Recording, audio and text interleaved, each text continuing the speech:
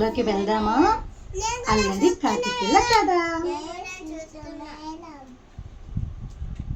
ఊరిలో ఒక కాకి పిల్ల ఉండేది. ఒకరోజు కాకి పని మీద బయటికి వెళ్తూ కాకిని పిలిచి అల్లరి చేయకుండా ఇంట్లో ఆడుకోమని చెప్పి వెళ్ళింది. కాకి బయటికి వెళ్ళగానే కాకి పిల్ల ఇంట్లో అటు ఇటు పరిగెడుతూ నీళ్ళన్నీ కింద పారబోసింది.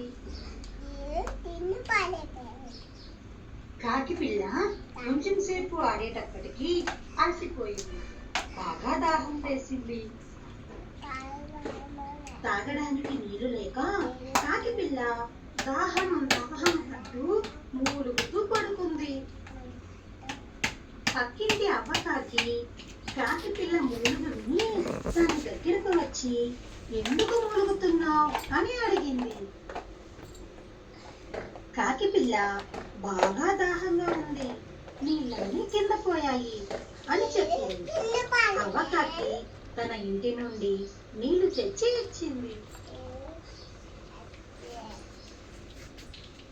కాకి పిల్ల నీళ్లు గబగబా తాగి అయ్యో నేను నీళ్ళన్నీ పారబోసి ఎంత పొరపాటు చేశాను, ఇంకెప్పుడు ఇలాంటి అల్లరి పనులు చేయకూడదు, నీళ్లను జాగ్రత్తగా వాడుకోవాలి అని అనుకుంది.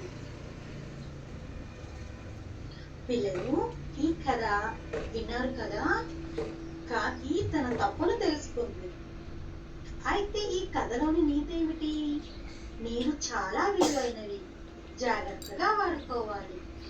మనం సృష్టించలేనివి మనం పాడు చేయకూడదు.